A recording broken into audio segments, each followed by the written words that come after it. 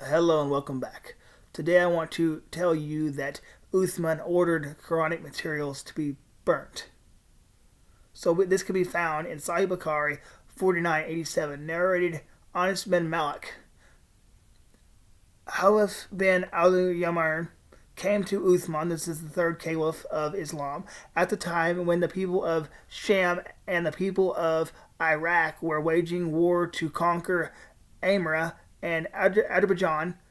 Hudayfa was afraid of the people of Sham and Iraq, differences in the recitation of the Quran. So here we see that this man's afraid of the different recitations of the Quran. So, I mean, apparently there's different readings or different ways of speaking this, and so that would cause a problem for the Islamic community. But I want to continue on and show it says that difference in the Quran. So Uthman said, "O chief of the believers, save the nation before they differ about the book, the Quran, as Jews and the Christians did before." So Uthman sent a message to Hafsa saying, "Send us the manuscripts of the Quran so that we may compile the Quranic materials in perfect copies and return the manuscripts to you."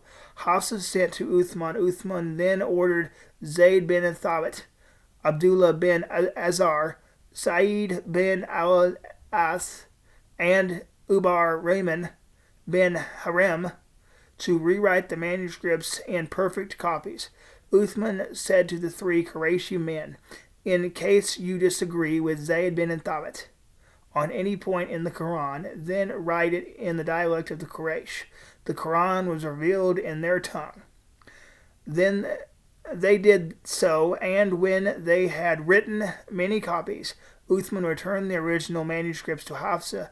Uthman sent to every Muslim province one copy of what had been copied, and ordered all the other Quranic materials, whether written in fragmentary manuscripts or whole copies, to be burnt.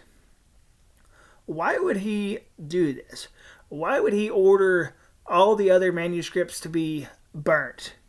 Well, that's because apparently there's differences in reading, there's differences in words, and you can compare the different Qurans, and there's scholars that have shown this to be the case where there's different readings based on the Arabic and different things.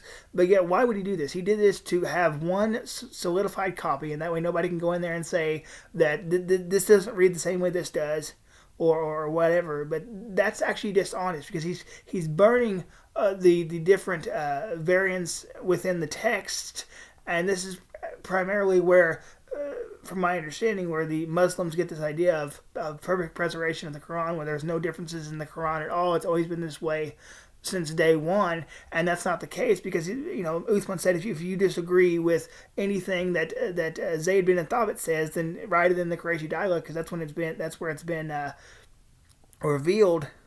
But the problem is that, of course, if you go back and listen to this, or even if you go and look at the text for yourself, I will leave the source in the description box if you want to go look. You can see that these people were concerned with regards to the different recitations of the Quran. So Uthman went in there and he solidified it, and then he burnt all the copies of the different readings of the Quran. That way they could have a reading of the Quran. But I think ultimately that's actually dishonest, because if you look at the Bible, we don't hide nothing. We have we have manuscripts, and whenever things differ, you can put them in the footnotes and say that this Hebrew word reads this or some words not in this in the original text. But the point is, the Quran is hiding the actual text from the people, whereas the Bible, the translators, they put stuff down in the footnotes so you can see we're not hiding nothing. Everything's there for everybody to look at. But I think it's just dishonest for Uthman to burn the other copies of the Quranic material. That way people can't go back and study and look and say it's different here and here, but yet it reads different here.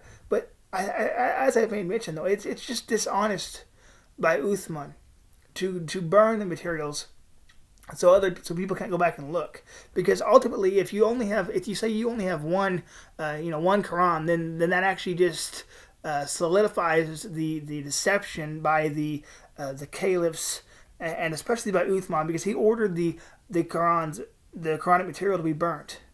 But why would you willingly consider this guy to be led by God if he would go through all the trouble of consolidating the Quranic material into one form and then burning all the other materials? That seems fishy to me, but I'll let you decide.